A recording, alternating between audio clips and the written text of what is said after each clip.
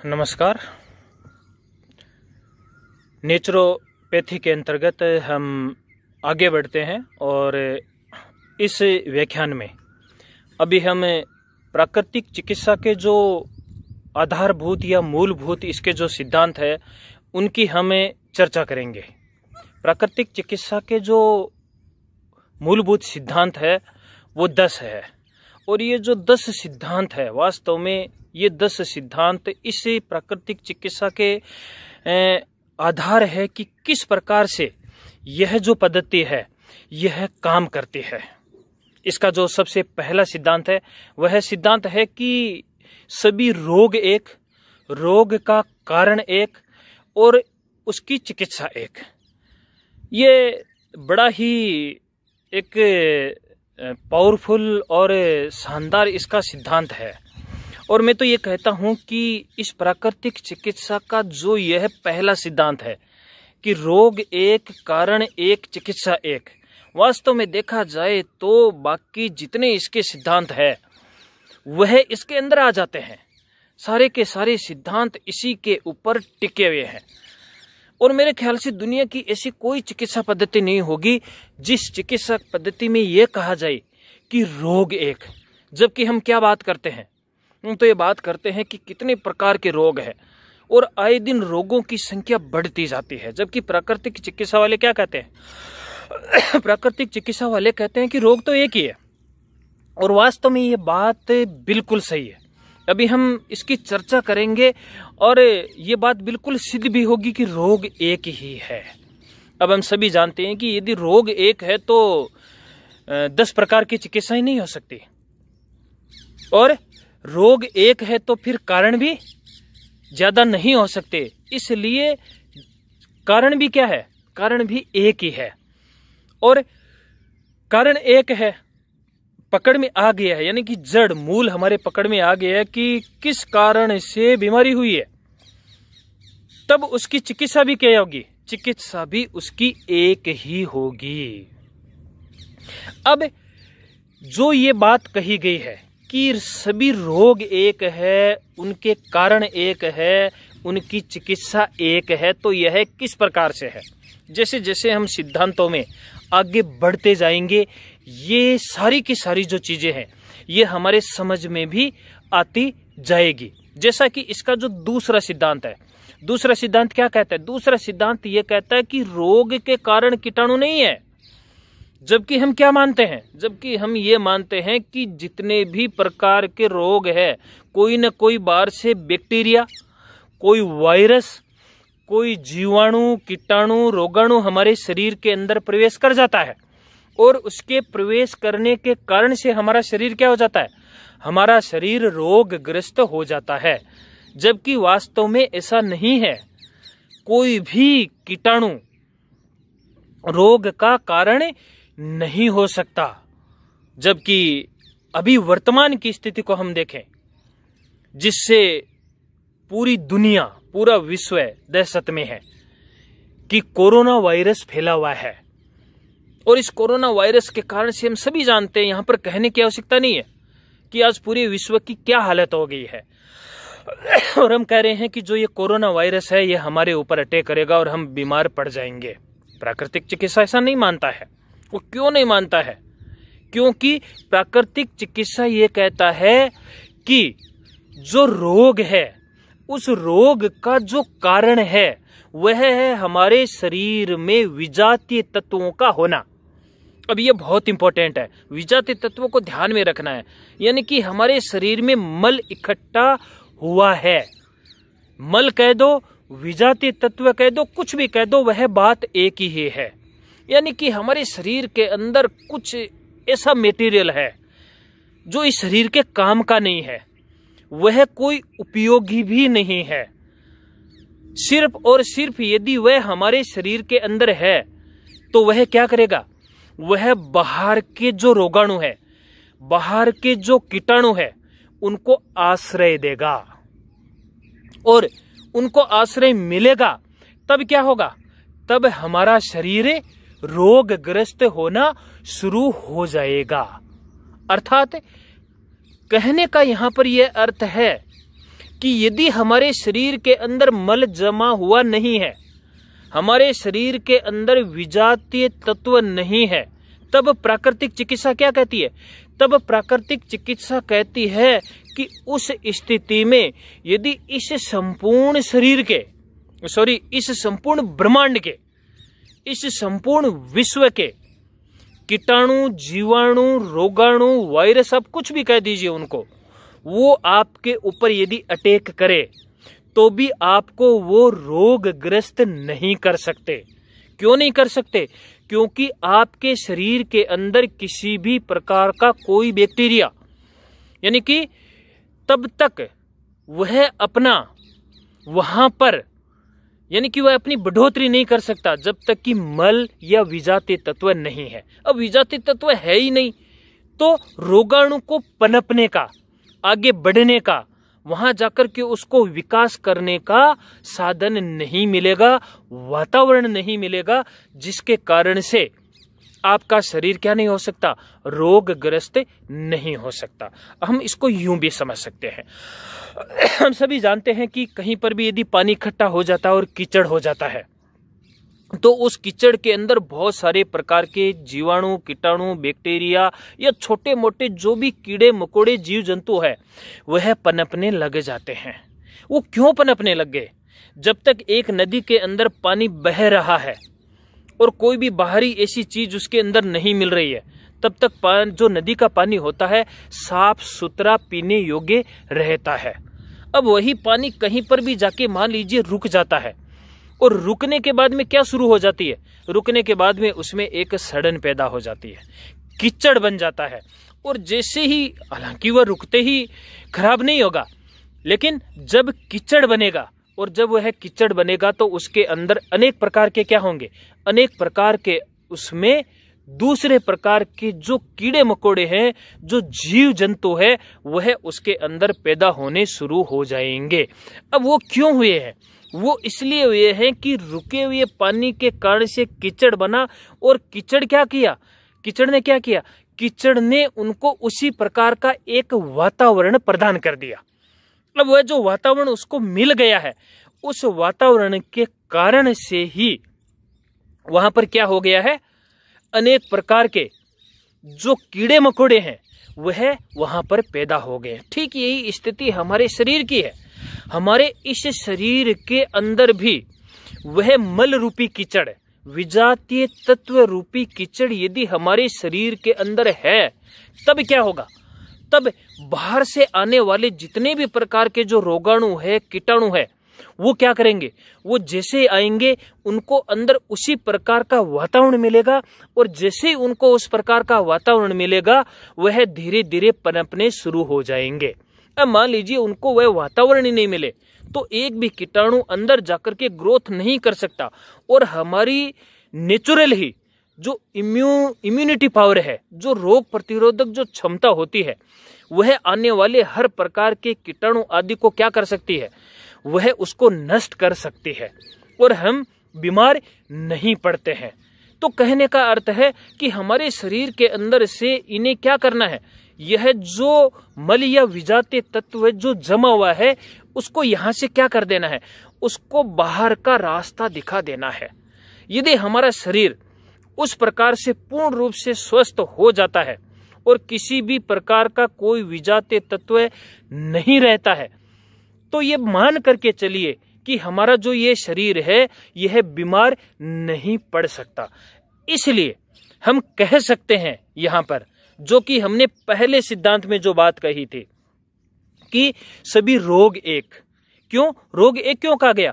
क्योंकि हमारे शरीर के अंदर विजातीय तत्व है, हमारे शरीर के अंदर मल है, उस मल के कारण से रोग ग्रस्त हुए हैं। अब वो जो रोग होता है वो करता क्या है? वह रोग हमारे शरीर में जिस रूप में निकलता है हम उसको नाम दे देते हैं, कहते हैं कि ये फलाना रोग हो गया है, यह इस प्रकार की बीमारी हो गई है। अब हम उसको नाम दे देते हैं, लेकिन उस रोग के पीछे कारण कौन हुआ है? अब कारण एक ही हो गया, विजातीय तत्व। अब वो विजातीय तत्व है इसलिए रोगी बनते हैं, और अब चिकित्सा भी एक होगी। एक इसलिए होगी कि आपको कुछ नहीं करना है, आपको कोई इंजेक्शन नहीं देना है, कोई विभिन्न प्रकार की टेबलेट आपको नहीं देनी है। आपको तो सिर्फ और सिर्फ इन प्राकृतिक यानी जिन 5 एलिमेंट्स 5 तत्वों की जो हम बात करते हैं, उन 5 तत्वों के माध्यम से हमें क्या कर देना है, हमें उन विजातीय तत्वों को इस शरीर से बाहर कर देना है। और जब वो विजातीय तत्व बाहर हो जाएंगे तब क्या हो जाएगा, तब जो ये हमारा शरीर है यह स्वस्थ हो जाएगा। तो इसका ये अर्थ हुआ कि जो ये पहला सिद्धांत है ये बिल्कुल सही है कि सभी रोग एक है। वो तो जब बाहर निकलते हैं तब हम क्या करते हैं, हम उनको अलग अलग प्रकार के नाम दे देते हैं। ठीक इसी प्रकार से विजातीय तत्व ही उसका क्या हो गया, उसका कारण हो गया और उसको नाम मल दे दिया गया है। ठीक है, और यदि ये मल निकल गया तब हमारा शरीर स्वस्थ हो जाएगा। इसलिए उसकी चिकित्सा भी क्या हो गई है, उसकी चिकित्सा भी एक हो गई है। तो हम कह सकते हैं कि रोग का कारण कीटाणु नहीं है, कीटाणु को तो मौका मिलता है उस मल के कारण से, उस विजातीय तत्व के कारण से, जिसके कारण से हमारा शरीर क्या होता है, रोग ग्रस्त होता है। अब हालांकि कीटाणु अंदर जाकर के प्रोग्रेस करेगा, अपनी वृद्धि करेगा, लेकिन वास्तव में कारण कौन बना, वास्तव में कारण तो मल ही बना है। इसलिए दूसरा सिद्धांत भी उतना ही सटीक और सही है कि रोग का कारण कीटाणु नहीं है, हो भी नहीं सकता। रोग का जो कारण है वह तो वास्तव में हमारे शरीर के अंदर जो जमा हुआ मल है वही है।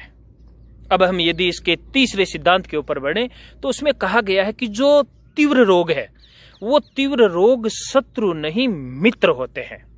अब ये देखिए 2 प्रकार के रोग आते हैं, एक होते हैं तीव्र रोग और एक होते हैं जीर्ण रोग। ये 2 प्रकार के रोग है। तो यहां पर कहा गया जो तीव्र रोग है वो कोई शत्रु नहीं, वो हमारे मित्र होते हैं। और वो मित्र क्यों होते हैं, वो मित्र इसलिए होते हैं क्योंकि हमारा शरीर अपने आप को स्वस्थ रखना चाहते हैं। तो इससे पहले थोड़ा ये जाने कि तीव्र रोग है क्या। मान लीजिए कि हमें वोमिटिंग होती है, ठीक है, कभी कभार होता है ना कि कुछ ऐसा हम खा लेते हैं जिसका डाइजेशन ठीक ढंग से नहीं हो पा रहा है और हमारा जीभ मिचलाने लगता है और चक्कर से आने लग जाते हैं, और उसके बाद में हमारा शरीर यह समझ आता है कि कोई ऐसा विजातीय तत्व अंदर चला गया जो खतरनाक है, तो वोमिटिंग के द्वारा हमारे शरीर से उसको वह बाहर निकालता है और हम उस चीज को फील करते हैं कि जैसे वोमिटिंग हो जाती है हमें क्या मिल जाता है, हमें एक तरह का रिलीफ मिल जाता है, हमें एक तरह का आराम आ जाता है। इसी प्रकार से शरीर के अंदर कहीं पर भी फोड़ा होता है, वो फोड़ा भी एक तरह का तीव्र रोग है। वो इसलिए होता है कि आपके शरीर में कोई विजातीय तत्व जमा हो गया है और शरीर उसको अंदर नहीं रखना चाहता है और एक फोर्स के साथ में उसको क्या निकालना चाहता है, वह उसको बाहर निकालना चाहता है। तो वह उसको एक जगह इकट्ठा करता है, मवाद आदि के रूप में वो जम जाता है। वह जैसे ही फूटता है तब हम देखते हैं ना, तब उसके अंदर से सारा का सारा जो कचरा होता है वो क्या हो जाता है, वह सारा का सारा बाहर आ जाता है। उससे होता क्या है, उससे होता यह है कि हमारे शरीर के अंदर जो विजातीय तत्व जम करके और ज्यादा नुकसान न पहुंचा दे। आप देखिए हम खाना खाते हैं, खाना खाते खाते यदि श्वास नली में कोई भी छोटी सी चीज चली जाती है तो हमें खांसी आनी शुरू हो जाती है। नाक के अंदर कोई भी ऐसा विजातीय तत्व चला जाता है तो हमें बड़ी तेजी के साथ में छींक आती है। वो छींक क्यों आती है, इसीलिए आती है कि बड़ी तीव्र गति के साथ में उन चीजों को शरीर से क्या कर दिया जाए, उनको निकाल दिया जाए। और जब उनको निकाल दिया जाता है तब हमारे शरीर में वो प्रवेश नहीं करेंगे और अनेक प्रकार के जो रोगाणु कीटाणु जो बाहर से आक्रमण कर सकते हैं उनको न्योता नहीं मिलेगा, उनको स्थान ही, उनको माहौल, उनको वातावरण ही नहीं मिलेगा और हम क्या रह पाएंगे, हम स्वस्थ रह पाएंगे। इसी प्रकार से बड़ा अच्छा जो इसका चौथा सिद्धांत है वह है कि प्रकृति स्वयं चिकित्सक है और ये बिल्कुल सत्य बात है। हम जब बीमार पड़ते हैं और मान लीजिए कि आयुर्वेद की है या एलोपैथी की है, होम्योपैथी की, कोई भी हम दवा लेते हैं और हम ये मान करके चलते हैं कि ये दवा हमें ठीक करती है, दवा कभी भी ठीक नहीं करती है।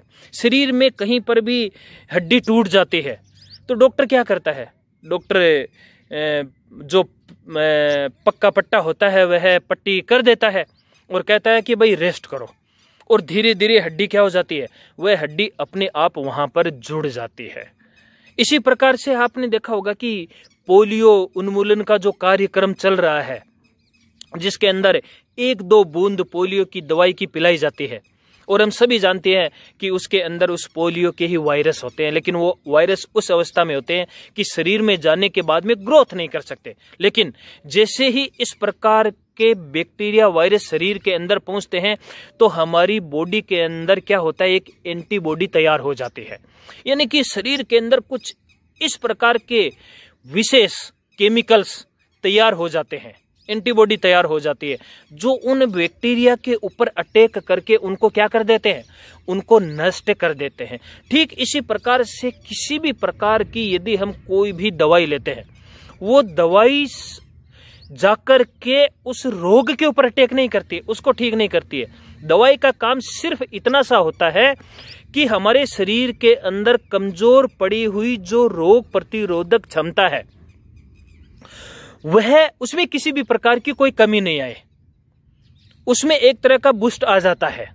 लेकिन ठीक कौन करेगी, ठीक आपके शरीर की रोग प्रतिरोधक क्षमता ही करेगी। इसलिए हम कह सकते हैं कि प्रकृति स्वयं चिकित्सक है। यहां पर प्रकृति कौन है, प्रकृति बाहर की भी और प्रकृति हमारी भी है, हमारे अंदर की भी तो प्रकृति है, हमारे अंदर का भी तो एक संसार है। यानी कि हमारी प्रकृति जो है वह हमें स्वयं क्या करेगी, वह स्वयं हमें ठीक करेगी। इसलिए हम कह सकते हैं कि जो प्रकृति है वह स्वयं ही चिकित्सक है, किसी डॉक्टर किसी और की आवश्यकता हमें नहीं रहती है। तो इस प्रकार से चौथा जो सिद्धांत है वह बिल्कुल सही है, और हमें किसी डॉक्टर आदि की आवश्यकता नहीं है। हमें तो सिर्फ इस प्रकृति को थोड़ा सा जानना है, इसको थोड़ा सा पहचानना है, उसके साथ में हमें चलना है। अब यदि हम आगे वाले सिद्धांत की बात करें, इसके 5वें सिद्धांत की हम बात करें, तो इसका जो 5वां सिद्धांत है वो यह है कि चिकित्सा रोग की नहीं, रोगी के पूरे शरीर की होती है। ये बिल्कुल सही बात है। यदि हम आज के एलोपैथी की बात करें तो यहां पर कि भाई इस व्यक्ति को यह रोग हो गया है, सिर्फ और सिर्फ उसी की चिकित्सा की जाती है। और देखिए उसी की चिकित्सा होगी क्योंकि एक डॉक्टर जो होता है वह पढ़ता है, 5 साल MBBS करता है, आगे प्रैक्टिस भी करता है, तब जाकर के वो डॉक्टर बनता है। और डॉक्टर बनने के बाद में भी वो क्या कहेगा कि मैं तो सिर्फ हार्ट का स्पेशलिस्ट हूँ, कोई कहेगा कि नहीं मैं तो सिर्फ नर्वस सिस्टम है उससे संबंधित जो बीमारी होती है मैं उसका स्पेशलिस्ट हूँ। यानी कि वो एक पर्टिकुलर हमारी बॉडी का जो पार्ट होता है, ऑर्गन होता है या जो सिस्टम होता है, वह उसकी जानकारी रखता है और वह सिर्फ और सिर्फ उसकी क्या करता है, उसकी ही चिकित्सा करता है। लेकिन नेचुरोपैथी में ऐसा बिल्कुल भी नहीं है। यदि कोई व्यक्ति ये कहेगा कि देख मेरे आज कोई प्रॉब्लम हो गई है और जो ये मेरा पेट है इसमें दर्द हो रहा है, यह दुख रहा है, तो वहां पर पेट की चिकित्सा नहीं होगी। कोई कहेगा कि मेरे सिर के अंदर दर्द है या मेरा सिर दर्द हो रहा है तो उसकी चिकित्सा होगी, तो केवल उसकी चिकित्सा नहीं होती है, वहां पर पूरे शरीर की ही चिकित्सा होती है। और पूरे शरीर की चिकित्सा होगी भी, जैसा कि पहले सिद्धांत में बात हो चुकी है। दूसरा भी जो इसका सिद्धांत था कि भाई रोग का कारण कोई कीटाणु तो है नहीं, रोग का जो कारण है वह विजातीय तत्व है, वह जमा हुआ जो मल है वह उसका कारण है। अब आपको करना क्या है, उस मल को निकाल देना है। और जब आप उस मल को निकालोगे, आप उस विजातीय तत्व को निकालोगे, उसके निकालते क्या होगा, चाहे पेट में दर्द है, सिर में दर्द है, कहीं और दर्द है, और प्रकार की कोई बीमारी है, वह दूर हो जाएगी। इतना ही नहीं, साथ में दूसरे प्रकार की भी बीमारियां दूर हो जाएगी। इसीलिए जो 6वां इसका सिद्धांत है उसमें क्या कहा गया, उसमें कहा गया कि रोग निदान की विशेष आवश्यकता नहीं है। अब रोग निदान की विशेष आवश्यकता क्यों नहीं है, क्योंकि हम कह रहे हैं कि रोग तो कोई 50 प्रकार के है ही नहीं, और जिस रोग की हम बात कर रहे हैं वो रोग तो क्या है, वो रोग तो मात्र एक है, यानी कि विजातीय तत्व के कारण से है। इसलिए कोई पेट दुख रहा है, सिर में दर्द हो रहा है, उसकी चिकित्सा नहीं करनी है। हमें तो चिकित्सा ये करनी है कि शरीर में कुछ ऐसा वेस्ट मटेरियल जमा हो गया है, उसको बाहर कर देना है, बस उसकी झाड़ू लगा देनी है। जैसे ही वह निकलेगा, यदि हम 50 प्रकार के रोगों की भी बात कर रहे हैं तो वो रोग भी क्या हो जाएंगे, वह रोग भी दूर हो जाएंगे। इसी प्रकार से आगे वाला जो सिद्धांत आता है, इसका 7वां सिद्धांत, उसमें कहा गया है, अभी जैसे कि हमने तीव्र रोग की बात की है, जो 7वां सिद्धांत है उसमें कहा गया है कि जो जीर्ण रोग है, जीर्ण रोग के रोगियों के आरोग्य लाभ में समय लग सकता है। अब जीर्ण रोग कौन से होते हैं? जीर्ण रोग छुपे हुए रोग होते हैं, धीरे धीरे आगे बढ़ने वाले होते हैं। एक इंसान को या रोगी को घुन की तरह अंदर ही अंदर से खोखला करते रहते हैं। यह हम यूं कह सकते हैं कि जिनके बारे में हमें एक लंबे समय के बाद में क्या होता है, पता चलता है। और जब लंबे समय के बाद में पता चलता है तो जैसा कि सिद्धांत में कहा है कि ऐसे रोगियों के ठीक होने में, यानी कि आरोग्य लाभ में समय लग सकता है। वो इसलिए लग सकता है क्योंकि धीरे धीरे उनकी जो जीवनी शक्ति होती है वह बहुत ही ज्यादा क्षीण हो जाती है। इसलिए यदि प्राकृतिक चिकित्सा के द्वारा उनकी चिकित्सा हम करेंगे तो प्राकृतिक चिकित्सा में सबसे पहले तो क्या किया जाएगा, उसके शरीर के अंदर के मल के शोधन के साथ में जो उसकी जीवनी शक्ति है, आरोग्य प्रदान करने वाली जो अंदर की शक्ति है, उसको बढ़ाया जाएगा, जिसको हम आज रोग प्रतिरोधक या इम्यून पावर जो हम बोलते हैं, उस शक्ति को बढ़ाया जाएगा। और जैसे जैसे वह बढ़ती जाएगी वैसे वैसे आरोग्य लाभ भी उसको मिलता जाएगा। इसलिए जो जीर्ण रोग होते हैं उनमें समय लग सकता है, लेकिन वो ठीक जरूर होंगे, और जैसे जैसे जीवनी शक्ति बढ़ती जाती है वह ठीक होते जाते हैं। इसी प्रकार से जो 8वां सिद्धांत है, 8वें सिद्धांत में कहा गया है कि प्राकृतिक चिकित्सा से दबे रोग उभरते हैं। अब वास्तव में देखा जाए तो जो जीर्ण रोग है वो दबा हुआ रोग ही है, जिसका हमें समय रहते पता नहीं चलता है और एक लंबे समय बाद में हमें पता चलता है। तो प्राकृतिक चिकित्सा के अंदर साथ में क्या होता है कि मान लीजिए कि कोई दबा हुआ रोग है लेकिन हमें कोई जानकारी नहीं है, लेकिन कोई छोटा मोटा रोग यदि हमारे शरीर में उभर के आ गया है या कोई तीव्र रोग उभर करके आ गया है और उसकी हम क्या करना चाहते हैं, हम उसकी चिकित्सा करना चाहते हैं। तो जैसा कि पहले वाले जो सिद्धांत थे उनमें क्या कहा गया कि रोग निदान की कोई आवश्यकता नहीं है या शरीर की रोगों की कोई चिकित्सा नहीं की जाती है, तो वहां पर क्या होता है कि पूरे शरीर की चिकित्सा की जाती है।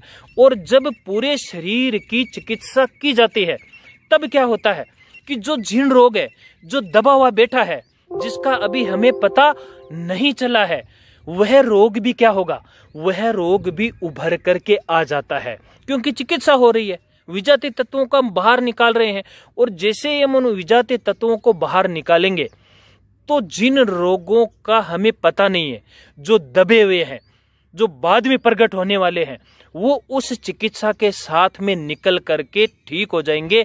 हमारा शरीर क्या हो जाएगा, स्वस्थ हो जाएगा। जबकि आज की एलोपैथी चिकित्सा पद्धति में ऐसा नहीं होता है। यहाँ पर तो सिर्फ जहां रोग हुआ उसी की चिकित्सा की जाती है, ये पता लगाने की कोशिश नहीं की जाती है कि उसके पीछे कारण क्या है।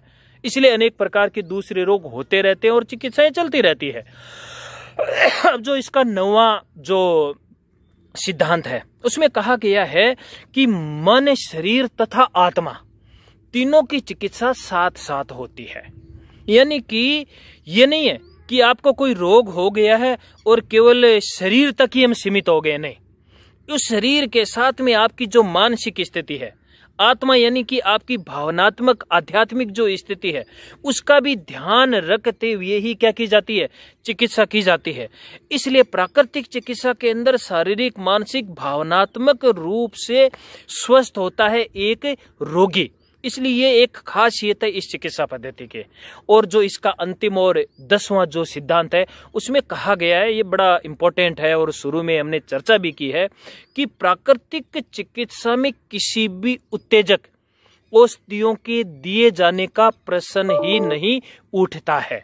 यानी कि यहाँ पर किसी भी प्रकार की ऐसी कोई औषधि नहीं दी जाती है कि शरीर के अंदर किसी भी प्रकार की कोई उत्तेजना है आदि इनका कोई प्रयोग किया जाता होगा, ऐसा कुछ भी नहीं होता है, क्योंकि इसका नाम ही यही है प्रकृति के द्वारा जो कुछ भी हमें मिल रहा है उसी के द्वारा हम क्या करते हैं, उसी के द्वारा हम इसकी चिकित्सा करते हैं। इसलिए यहाँ पर कोई औषधि और आदि नहीं दी जाती है। यदि हम किसी भी नेचुरोपैथी सेंटर, आज बहुत सारे नेचुरोपैथी सेंटर और आदि जो बने हुए हैं, यदि वहाँ पर जाते हैं तो वहाँ पर किसी भी प्रकार की कोई औषधि न दे करके केवल इन 5 तत्वों, मिट्टी चिकित्सा दी जाएगी, जल चिकित्सा दी जाएगी, अग्नि चिकित्सा दी जाएगी, यानी कि इन्हीं के द्वारा शरीर के रोगों को ठीक किया जाता है। तो इस प्रकार से हमने इस व्याख्यान के अंतर्गत इन प्राकृतिक चिकित्सा के 10 सिद्धांतों को जाना। अब हम आगे और बढ़ेंगे और जो प्राकृतिक चिकित्सा के जो 5 एलिमेंट्स है उनके द्वारा किस प्रकार से चिकित्सा होती है उनकी चर्चा करेंगे। तब तक के लिए नमस्कार।